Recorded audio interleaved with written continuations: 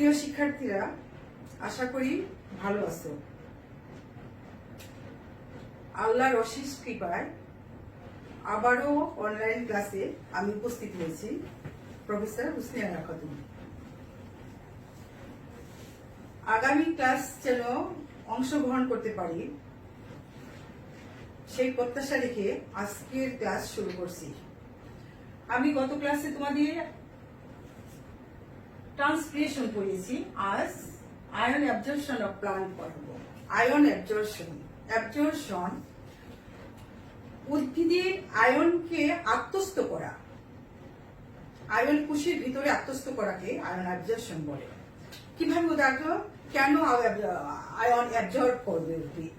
উদ্ভিদের স্বাস্থ্যগত ও শারীরিক পরিপূর্ণতার জন্য উদ্ভিদ তার পারিপার্শ্বিক এবং বিশেষ করে মাটি ও পানি থেকে পানির সাহায্যে যে পরিমাণ পুষ্টি উপাদান আয়ন হিসাবে গ্রহণ করে তাকে বলা হয় আয়ন পরিশোষণ। পুষ্টি উপাদান কথাটা বলেছিলাম, পুষ্টি উপাদানটা কি? পুষ্টি উপাদানটা হলো যে উদ্ভিদের অত্যাবশ্যকীয়, তার বৃদ্ধি এবং বিকাশের জন্য অত্যাবশ্যকীয় উপাদান, যেটা লাগবেই, তার না হলে তার লাইফ সাইকেল সুষ্ঠুভাবে সম্পন্ন হবে না। লাইফ সাইকেল বলতে আমরা জানি যেটা কি, তার অঙ্কুরোদ্গম থেকে শুরু করে ভেজিটেটিভ গ্রোথ, রিপ্রোডাক্টিভ গ্রোথ, এইগুলো সবগুলো তার সুষ্ঠুভাবে সম্পন্ন করার জন্য কি লাগবে? এই অত্যাবশ্যকীয় উপাদানগুলো। অত্যাবশ্যকীয় উপাদানগুলো কি? যেমন পুষ্টি উপাদান, যেমন মাইক্রোনিউট্রিয়েন্ট এবং macronutrient. Macronutrient carbon, hydrogen, oxygen, nitrogen, calcium, sulphur, phosphorus, এই সমস্ত জিনিসগুলো উদ্ভিদ মাটির গভীরে প্রচুর পরিমাণে এলিমেন্টগুলো থাকে, প্রায় 100টা মানে এলিমেন্ট থাকে, কিন্তু তার শারীরিক বৃদ্ধির জন্য 17টা থেকে 20টি পর্যন্ত উপাদান তাদের বৃদ্ধি এবং বিকাশের জন্য প্রয়োজন হয়। বৃদ্ধিটা কি? বৃদ্ধি বলতে বোঝায় গঠনগত যে পরিবর্তন। যেমন ধরো মানুষের ক্ষেত্রে যদি একটা বস্তিতে যে একটা ছেলে জন্মগ্রহণ করলো একই দিনে, এবং একটা আভিজাত্য পরিবারে, ভালো একটা ফ্যামিলিতে, যার টাকা পয়সা অনেক আছে, তারা জন্মগ্রহণ করলো, তাহলে দুটো ছেলে একই দিনে একই মুহূর্তে যদি জন্মগ্রহণ করে, দেখা যাবে যে দুটো বাচ্চাই ঠিক একই টাইমে বড় হচ্ছে। এই যে একই টাইমে বড় হচ্ছে, এটাকে বলা হয় গ্রোথ বা বৃদ্ধি। কিন্তু গরিব ছেলেটা বা বস্তির ছেলেটা, সে পুষ্টি উপাদান ঠিক মতো পেল না, লেখাপড়ার সুযোগ পেল না, খাদ্য, বস্ত্র, আশ্রয়, সুন্দর ব্যবস্থাপনা পেল না, যার জন্য তার মেন্টালিটিটা অন্যরকম, সে কিভাবে তার ডেভেলপমেন্ট হলো না। তাহলে ডেভেলপমেন্টটা কি? কিন্তু যে ছেলেটা আভিজাত্য ফ্যামিলিতে ভালো খাবার পেয়েছে, ভালো পুষ্টি পেয়েছে, তার লেখাপড়ার ভালো সুযোগ পেয়েছে, সে ডাক্তার অথবা ইঞ্জিনিয়ার হয়েছে, কিন্তু এই যে বিকাশ, এটাকে বলে বিকাশ, এটাকে বলে ডেভেলপমেন্ট। তাহলে সুতরাং উদ্ভিদের বিকাশ, বৃদ্ধি এবং বিকাশ দরকার, বৃদ্ধি এবং বিকাশের দরকার। তাহলে যখন একটা উদ্ভিদ ঠিক মতো পুষ্টি উপাদান পাবে না, যেমন ধরো এই যে এলিমেন্টগুলো, একটা ডেফিসিয়েন্সির জন্য তার সিমটম দেখা দিলে তার লাইফ সাইকেল চলবে না। একটা উপাদান আরেকটা উপাদানের বিকল্প হিসাবে কাজ করে। সুতরাং এই সমস্ত উপাদানগুলো কি করবে? উদ্ভিদের দরকার, লাগবে, তারা গ্রহণ করতেই হবে। তাহলে উপাদানগুলো যদি গ্রহণ করতে হয়, তাহলে কি উপায়ে গ্রহণ করবে? আমরা জানি উদ্ভিদ কখনোই কঠিন খাদ্য গ্রহণ করতে পারে না।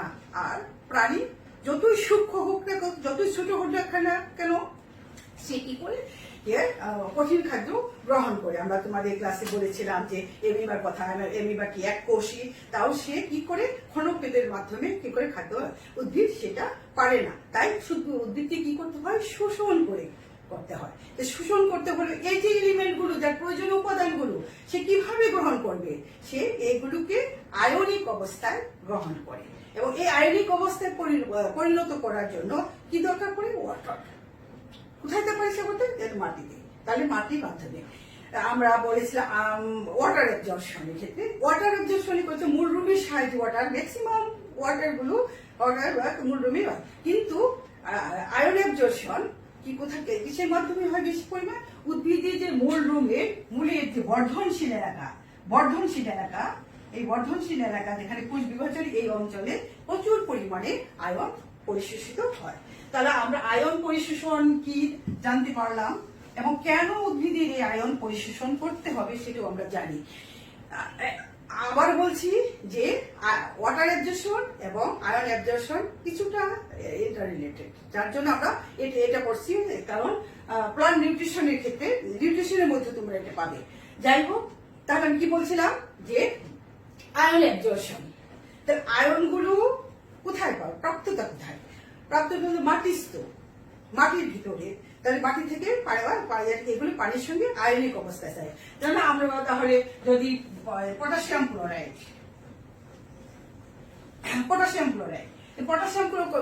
কিভাবে সে গ্রহণ করবে, কিভাবে? তাই এটা ক্যাটায়ন, পটাশিয়াম ক্যাটায়ন এবং ক্লোরিন হিসাবে গ্রহণ করে মানে সরাসরি এরা পটাশিয়াম ক্লোরাইড হিসাবে গ্রহণ করতে পারে না। আগে বলেছি তারা কখনোই প্রোটিন খাদ্য গ্রহণ করতে পারে না। এবং আমি বলেছিলাম যে কার্বন, হাইড্রোজেন, অক্সিজেন এই তিনটা ছাড়া প্রত্যেকটা উপাদান তারা কিন্তু ম্যাক্সিমাম উপাদানগুলো তারা মাটি থেকে গ্রহণ করে, মাটি থেকে। এই জন্য এটা অনেক সময় মানে লবণ বলে তাহলে খনিজ লবণ বলা হয়। তো খনিজ উপাদান, পুষ্টি উপাদান, উদ্ভিদের এগুলো হলো পুষ্টি উপাদান।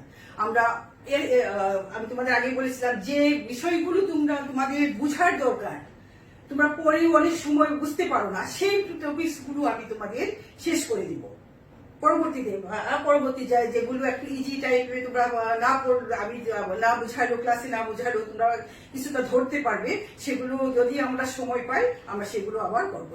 এইটা যেটা আয়ন অ্যাবজর্পশনের ক্ষেত্রে তোমাদের সিলেবাসে যেটা আছে, লুন্ডিগার্ড মতবাদ, আয়ন বাহক মতবাদ, এই দুটো তোমাদের সিলেবাসে আছে। আর অ্যাবজর্পশন কয় প্রকার, কে এটা তো আমরা জানি। তাহলে আয়ন অ্যাবজর্পশন, তাহলে উদ্ভিদ যে প্রক্রিয়ায় তার আয়নকে আত্মস্থ করে কোষের ভিতরে গ্রহণ করে, শুধু কোষের ভিতরে, তো কোষের ভিতরে গ্রহণ করে। কোষটা কি করে? ধরো এই একটা কোষ, এটা হলো সেল মেমব্রেন, এখানে এটা মেমব্রেন, এটা হলো প্রাচীর। আমরা জানি যে আয়ন কোষের ভিতরে, কিন্তু আগে বলছি যে কোষ প্রাচীর আমরা জানি, আগে ক্লাসে বলেছিলাম তোমরা যখন কলেজ চলাকালীন সময়ে, যে কোষ প্রাচীর যেটা হলো কলয়েড ধর্মী মানে কি, যে এরা কি করে পানি অ্যাবজর্ব করে এখানে মুক্ত আয়নগুলো চলাচল করতে পারে, অ্যাবজর্ব করবে ছেড়ে দেয়, কবে করে অ্যাবজর্ব করছে। কিন্তু এই সেল মেমব্রেন, তোমার সিলেবাসে সেল মেমব্রেন সম্পর্কে একটা এই এখানে আয়ন অ্যাবজর্পশনের ক্ষেত্রেও সেল মেমব্রেন সিলেবাসে আছে, কিন্তু সেল মেমব্রেন তোমরা ফার্স্ট সেকেন্ড ইয়ারে পড়েছো, খুব ভালো করে পড়ানো হয়েছে সেকেন্ড ইয়ার। এছাড়া যখন ইন্টারমিডিয়েটে পড়েছো সেইটা, সুতরাং আমি সেল মেমব্রেন আমি আর পড়াবো না। সেল মেমব্রেন সম্পর্কে আমরা অনেক জেনেছি। এখন সেল মেমব্রেন, এখন যতটুকু দরকার আমার এই লন্ডিগার্ড মতবাদ পড়ার ক্ষেত্রে যতটুকু দরকার আমি সেটুকু তোমাদের বলবো। সুতরাং আমরা জানি মেমব্রেন বা কত ধরনের, তিন ধরনের। একটা হলো ভেদ্য, মানে সব কিছুকে প্রবেশ করতে দেয়, ভেদ্য পর্দা। অভেদ্য পর্দা কোনো কিছু পর্দা। আর অর্ধভেদ্য পর্দা সেল মেমব্রেন হল অর্ধভেদ্য পর্দা।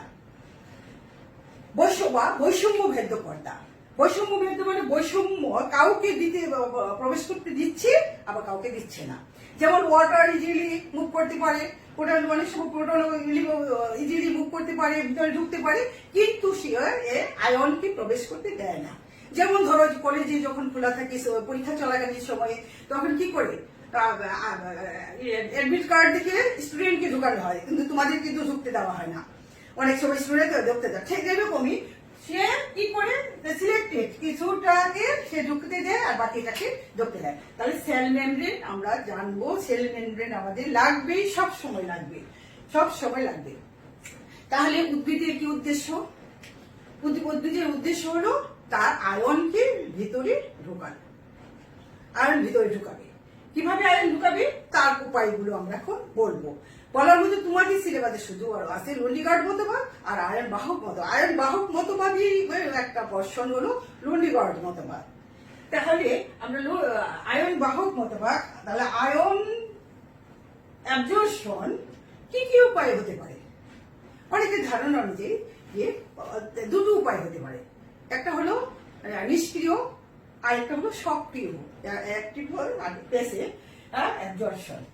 অর্থাৎ নিষ্ক্রিয় পরিশোষণ আমি এগুলো বলতেছি তাতে করে তোমাদের সময়টা একটু লাগে, আমি দ্রুত বলছি যে নিষ্ক্রিয় পরিশোষণ আয়ন সাধারণত সক্রিয়ভাবেই পরিশোষিত হয়।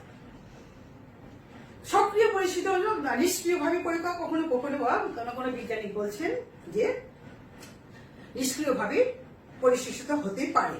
কোন কোন উপায় ঘটে? যে ব্যাপনের মাধ্যমে ব্যাপন মরণে যখন সেলের ভিতরে পানির পরিমাণ বেশি থাকে অথবা সাইটোপ্লাজম যখন হালকা থাকে, তখন বাইরে দিক যদি ঘন থাকে, আয়নের ঘনত্ব বেশি থাকে, তখন আয়ন ঘন এলাকা থেকে কখনো কখনো ভিতরে ব্যাপন প্রক্রিয়ায় ব্যাপিত হয় আয়ন। একটা পয়েন্ট আমরা আগে বলি যে নিষ্ক্রিয় পরিশোষণ কাকে বলে? যে আয়ন পরিশোষণের ক্ষেত্রে বিপাকীয় শক্তির প্রয়োজন হয় না। বিপাকীয় শক্তি মেটাবলিক এনার্জি এটিপি খরচ হয় না, সেটাকে বলা হয় নিষ্ক্রিয় পরিশোষণ। আর সক্রিয় পরিশোষণ যে মেটাবলিক এনার্জি। কেন মেটাবলিক এনার্জি প্রয়োজন হয় আমরা পরে বলছি। এখন দেখো যে তাহলে আমার নিষ্ক্রিয় পরিশোষণ সম্পর্কে আমরা কি বললাম যে হালকা, ভিতরে যদি হালকা থাকে বাইরে ঘন থাকে, আয়নের ঘনত্ব বেশি থাকলে ব্যাপন প্রক্রিয়া কিছুটা আয়ন প্রবেশ করে। আয়ন এক্সচেঞ্জ এর আগে আমার একটু বলা দরকার ছিল যে আয়নের উৎসটা কোথায়, আয়ন কিভাবে উদ্ভিদ গ্রহণ করে, তাহলে পায় কোথায় থেকে? আয়ন দুটো উপায়ে পায় থাকে। একটা হলো কার্বন ডাই অক্সাইড মতবাদ, ক্যাটায়ন এক্সচেঞ্জ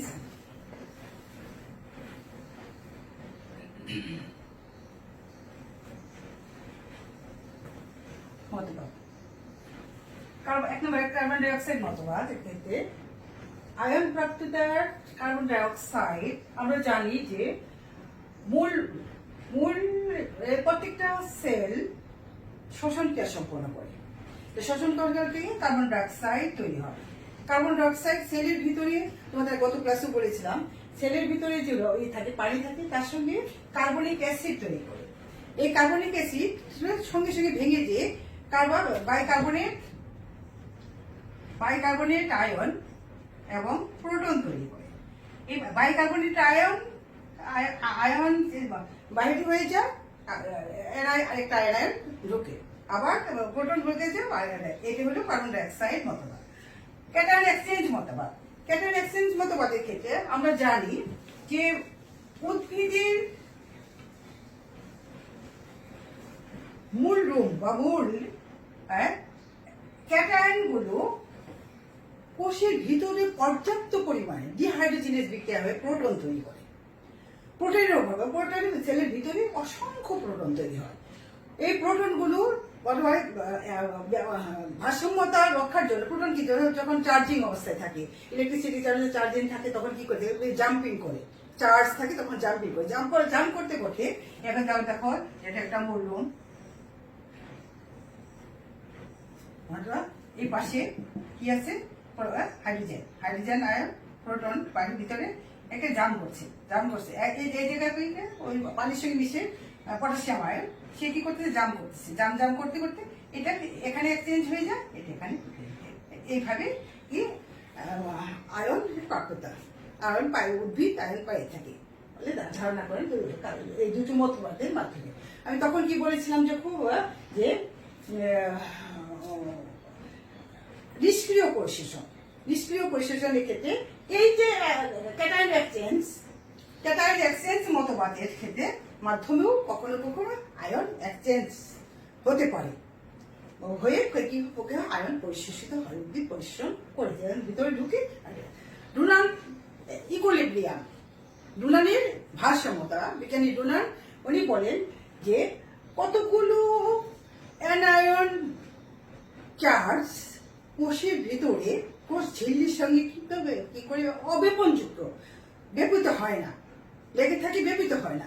এই কাজ আর এইগুলোকে নিষ্ক্রিয় করার জন্য কি বাহির থেকে কিছু কি করে ক্যাটায়ন প্রবেশ করে বলে নিষ্ক্রিয়। এইভাবে আবার মাস ফ্লো, প্রচুর পরিমাণ ফ্লো থাকে, যেমন প্রস্বেদনের টান যখন সৃষ্টি হয় অনেক সময় দেখা যায় যে ব্যাপনের মধ্যে প্রস্বেদনের টানে কিছুটা আয়ন কোষের ভিতরে ঢুকে যায়। এই হলো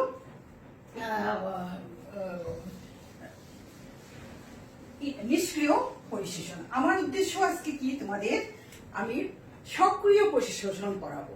সক্রিয়ভাবে নন্ডি গার্ড মতবাদ তোমরা কিন্তু লিখবে, আমি বলার সাথে সাথে লিখবে এবং চেষ্টা করবে যে বুঝতে পারছো কিনা, একটু বোঝার মতো অনেকটা বুঝতে হবে। যে আগে আমরা জানি যে সক্রিয় পরিশোষণ কাকে বলে। সক্রিয় পরিশোষণ হলো যে আয়ন পরিশোষণের ক্ষেত্রে মেটাবলিক এনার্জির প্রয়োজন হয়, এটিপির প্রয়োজন হয়। কেন মেটাবলিক প্রয়োজন হচ্ছে যে সেল মেমব্রেন এখানে কনসেন্ট্রেশন গ্রেডিয়েন্ট আমরা জানি যে কি হয়, অবিস্ট্রবেন্টের কনসেন্ট্রেশন, যেখানে কনসেন্ট্রেশন কম সেখানে ধাবিত হয়। কিন্তু কোষের ভিতরে কনসেন্ট্রেশন বেশি থাকার পরেও আয়ন বাইরে হওয়ার কথা, কিন্তু কনসেন্ট্রেশন বাহির না হয়ে বাহির থেকে কোষের ভিতরে আয়ন প্রবেশ করে। কিভাবে করে? তাহলে কি করতে হবে, যেটা মেটাবলিক এনার্জি দরকার পড়ে, এই জন্য একে বলা হয় সক্রিয় পরিশোষণ। সক্রিয় পরিশোষণ করতে গেলে আমাদের কি হবে, যে আমি আগে তোমাদের একটা সেল একে দেখিয়েছিলাম, যে সেলটা এখন তোমরা দেখো, এটা খেয়াল রাখবে, একটা সেল, আমি তার সেল, এটা হলো কোষ ঝিল্লি, এটা কোষ প্রাচীর বা সেল ওয়াল, এটা সেল মেমব্রেন। আর এখানে ভিতরে এ পর্যন্ত কি, তাহলে এই যে সেলের একটা অংশ সেলের একটা অংশ হলো, এই সেল ওয়ালের ভিতর দিয়ে মুক্ত আয়ন যাতায়াত করতে পারে, আসাও আসতে পারে, যেতে পারে, ফ্রিলি মুভ করতে পারে, এটা কোষ প্রাচীরের ভিতর দিয়ে। আবার ভিতরে যেও সে মুভ করতে পারে, ভিতরে বাইরে ভিতরে। তাহলে এটা হলো আউটার স্পেস, একটা কোষের এটা হলো আউটার স্পেস, আর এটা হলো ইনার স্পেস।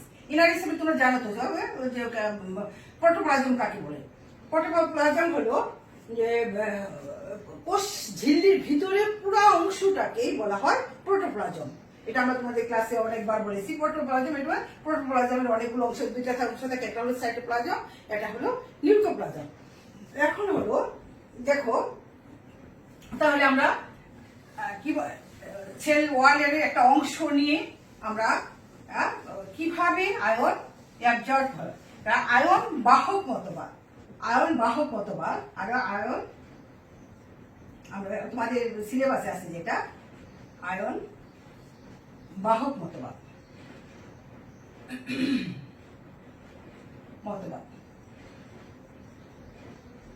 এই আয়ন বাহক মতবাদ, বাহক মানে বহন করে।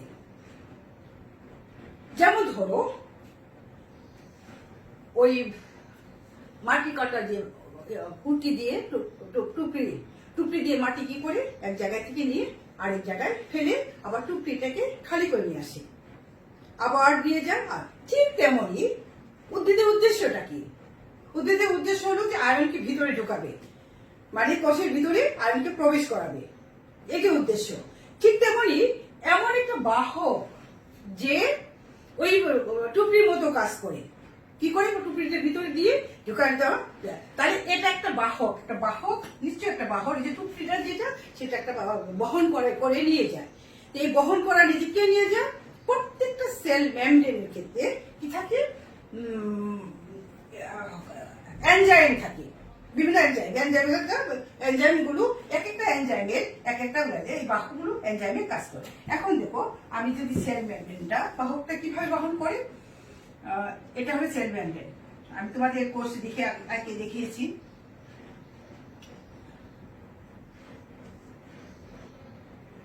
এটা হলো মেমব্রেন। এই মেমব্রেনটা মানে কি, মেমব্রেনের ভিতর দিয়ে আয়নকে প্রবেশ করতে দিচ্ছে না। মুক্ত আয়নকে প্রবেশ করতে, মুক্ত আয়নটা বাহকের মাধ্যমে কমপ্লেক্স তৈরি করে, বাহক আয়ন কমপ্লেক্স তৈরি করে মাধ্যমে সেটাকে প্রবেশ করতে দেয়, তা নাহলে সে আয়ন প্রবেশ করতে পারে না। তাহলে এখানে হলো আউটার স্পেস, এটা হলো ইনার স্পেস। আউটার স্পেস, এটা হলো ইনার স্পেস। এখন দেখো আউটার স্পেসের ভিতরে কি থাকে আর বাহিরে কি মাটিতে দ্রবণ, সে দ্রবণ আয়নের দ্রবণ থাকে, দ্রবণ থাকে, আয়নের দ্রবণ বা মাটি বাহির অংশ, এটা বাহির, এটা বাহির, এটা হলো বাহিরের তল, কোষের বাহিরের তল আর ভিতরের তল বাহির। আমি যদি বাংলায় বলছি, এটা বাহির, বাহিরের ভিতরে কি থাকে, পর্যস্ত প্রোটন, দ্রবণের ভিতরে প্রোটন থাকে,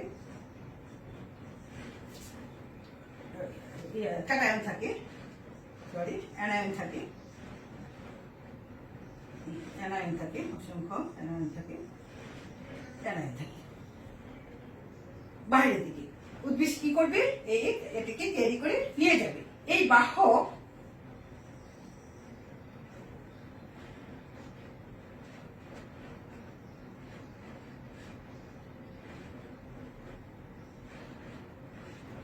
এখান থেকে এটাকে খেয়াল করে ছেলেরা,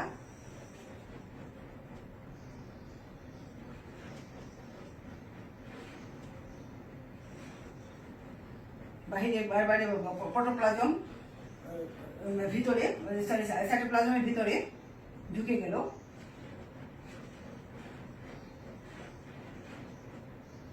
আবার খালি হয়ে এখানে চলে আসে। ঠিক তেমনি ভাবে বাহকের ভেতরে দেখো, এটা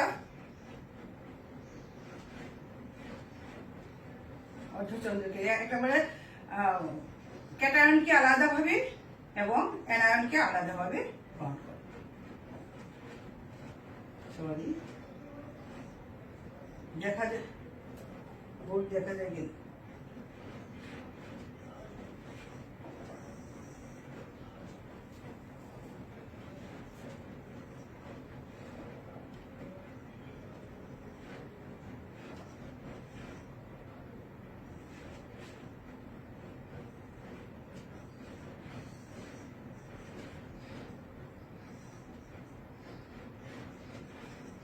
এভাবে অসংখ্য। এখন একটু খেয়াল করো, তাহলে আমরা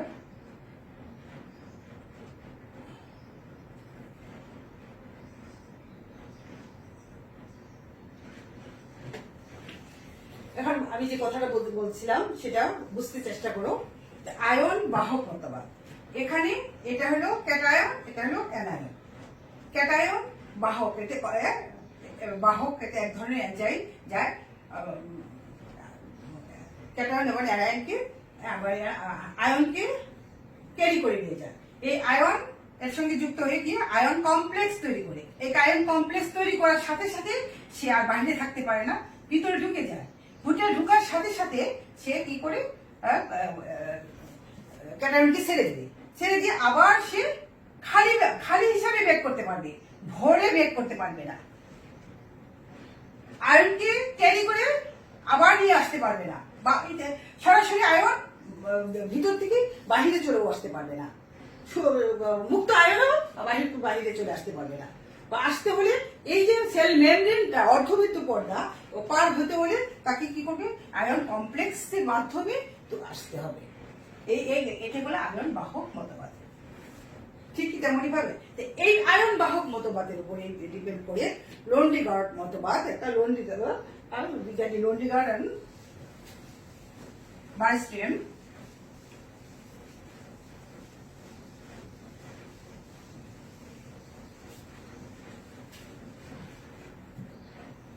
বিজ্ঞানী লোন্ডিগার্ড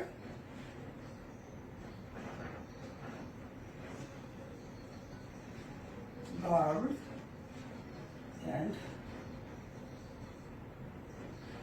bird.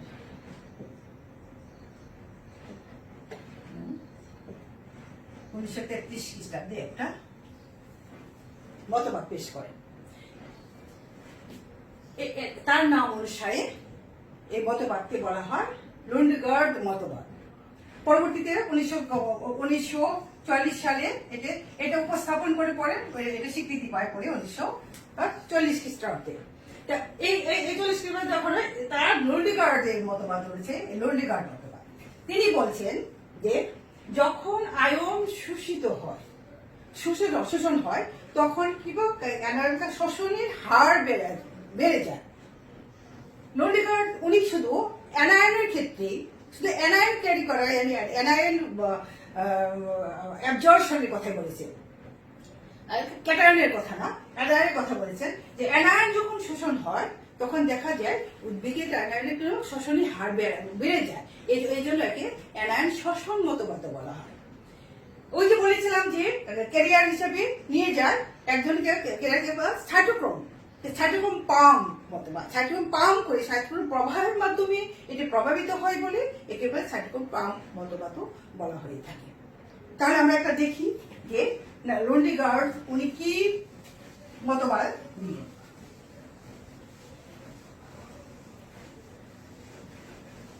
লুন্ডগার্ড উনি দেখলেন যে গম গাছের ভিতরে তিনি পানি পরিশোষিত হওয়ার পরে ওখান থেকে গম গাছ নিয়ে যখন দেখলেন ইয়েতে একটা আয়ন, পাতলা আয়নের দ্রবণে যখন গম গাছ দেখা গেল যে রিসার্চ করে দেখেন যে আয়ন, ও তখন যে অবস্থায় গম গাছের পানিতে থাকা অবস্থায় যে ছিল তার চেয়ে শোষণের হার আয়নের দ্রবণে দেওয়াতে শোষণের হার বেড়ে যায়। বললেন যে তাহলে আয়ন পরিশোষণের ক্ষেত্রে শোষণের হার বেড়ে যায়। তারপরে তিনি বললেন যে আয়ন পরিশোষণের ক্ষেত্রে শোষণের যে সময় অনুঘটনগুলো বা এনজাইমগুলো অংশগ্রহণ করে সেখানে আয়ন পরিশোষণের ক্ষেত্রেও সেই এনজাইমগুলো অংশগ্রহণ করে। সেখানে তিনি দেখলেন যে হেমিন গ্রুপের ফেরাস, সাইটোক্রোম পাবে হেমিন গ্রুপের ফেরাস, আমরা জানি যে ফেরাস একবার। এখন দেখো যে সাইটোক্রোমটাকে একটা এনজাইম বা ধরো প্রোটিন, এনজাইম কাকে বলে? এনজাইম আমরা জানি কি এনজাইম, প্রোটিন কাকে বলে? যে প্রোটিনটা হলো যে তো দুই ধরনের হতে পারে, যে একটা হলো যে সরল প্রোটিনটাকে কি শুধু অ্যামাইনো অ্যাসিডের পলিমার, পলিপ্যাপটাইড ব্যান্ডা যে পলিমার তৈরি করে সেটা হলো সরল প্রোটিন। কিন্তু সরল প্রোটিনের ক্ষেত্রে জটিল প্রোটিনের কিন্তু এনজাইমের ক্ষেত্রে দেখা যায় যে এই প্রোটিনগুলোর ভিতরে অনেক সময় দেখা যায় ফেরাস থাকে বা ফ্যাক্টর থাকে, এটাকে বলা হয় কোফ্যাক্টর। তাহলে এই যে এনজাইমের ক্ষেত্রে হেমিন গ্রুপে কি থাকে? আয়রন থাকে। হেমিন গ্রুপে আয়রন, উনি বললেন যে হেমিন গ্রুপে একটা আয়রন থাকে যা একবার জারিত হয় একবার বিজারিত হয়। কিভাবে জারিত হয় এবং বিজারিত হয়? একবার জারিত হয় একবার বিজারিত হয়। তিনি কিন্তু লুন্ডগার্ড বলেছিলেন যে তিনটি মতবাদের উপরে এই মতবাদ প্রতিষ্ঠিত, যে তিনি বললেন যে অ্যানায়ন সাইটোক্রোম পাম্পের মাধ্যমে প্রভাবিত হয় বা সাইটোক্রোম পাম্পের প্রবাহ মাধ্যমে আয়ন কি অ্যাবজর্ব হয়। আবার 2 নম্বর পয়েন্ট তিনি বলেছেন, কি বললাম আমি? 1 নম্বর হলো সাইটোক্রোম পাম্পের মাধ্যমে হয়ে থাকে, তিনি বললেন। 2 নম্বর বললেন যে ওই যে সেল মেমব্রেনের কথা বলেছিলাম, সেল মেমব্রেনের ক্ষেত্রে যে অক্সিজেনের নতিমাত্রা আমি বলি,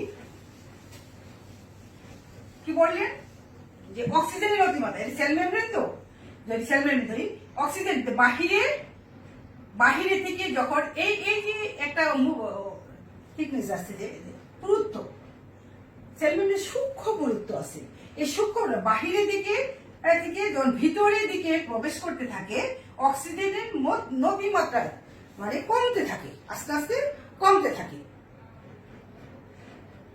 অক্সিজেনের প্রাপ্ততা কমতে থাকে।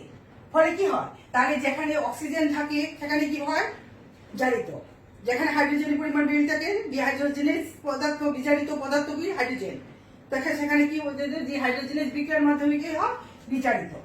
তার মানে আমাদের যে জারণ কাকে বলে, নিজারণ কাকে। তুমি হ্যাঁ রুলিগার্ড বললেন যে দুটো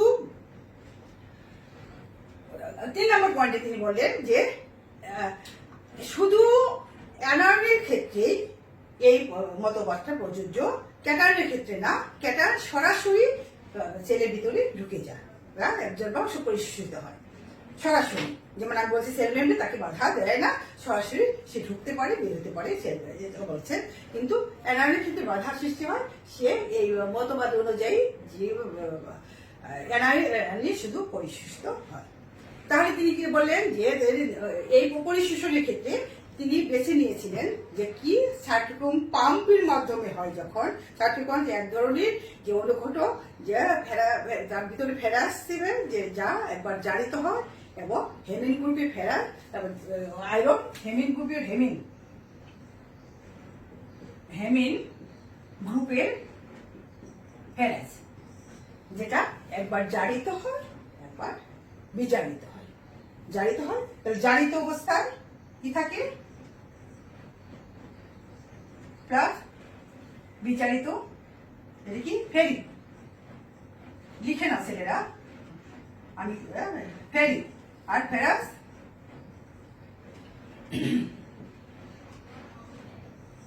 ফেরাস।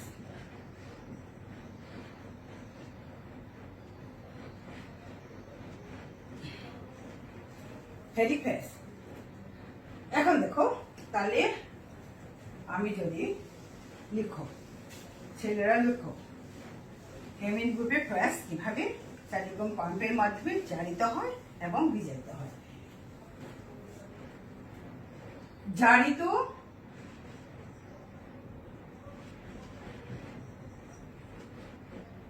সাইটোক্রোম লেখো, সাথে সাথে লেখো, সাইটোক্রোম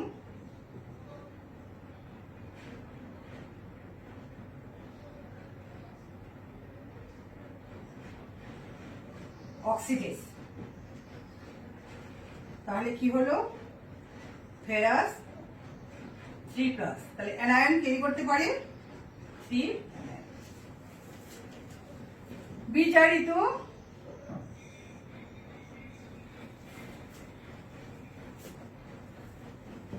বিজারিত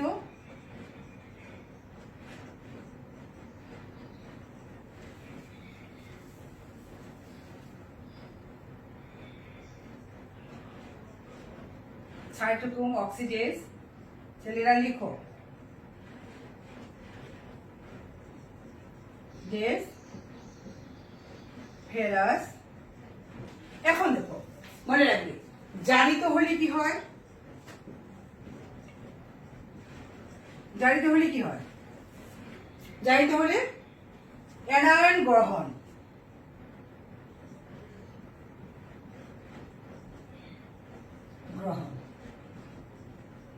অ্যানায়ন গ্রহণ মানে 2 থাকলে গ্রহণ।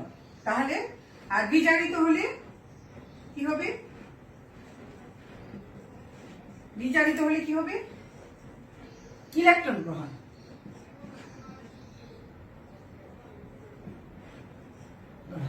সরি, কথাটা লিখে নাও, বিজারিত।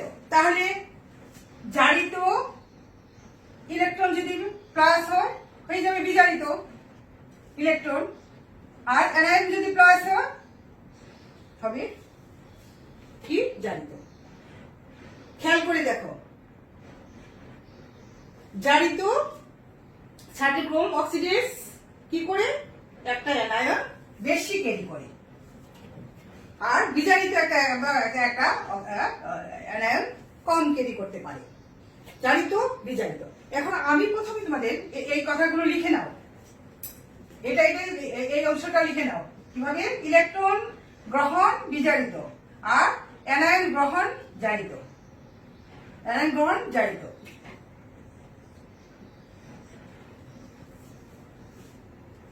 এখন দেখো আমরা সেল মেমব্রেনের ক্ষেত্রে দেখি, আমি একটু উল্টা করে লেখা হচ্ছে, কারণ তোমাদের বই যখন পড়বে তখন লিখতে আঁকতে গেলে ভুল করো, সেই জন্য। এটা হলো cell membrane.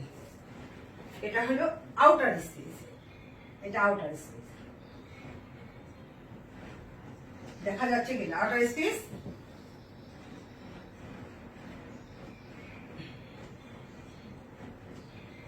Inner space.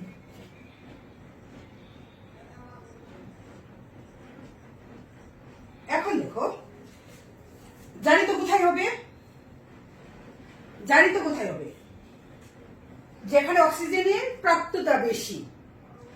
Oxygen প্রাপ্ততা কোথায় বেশি? Outer space.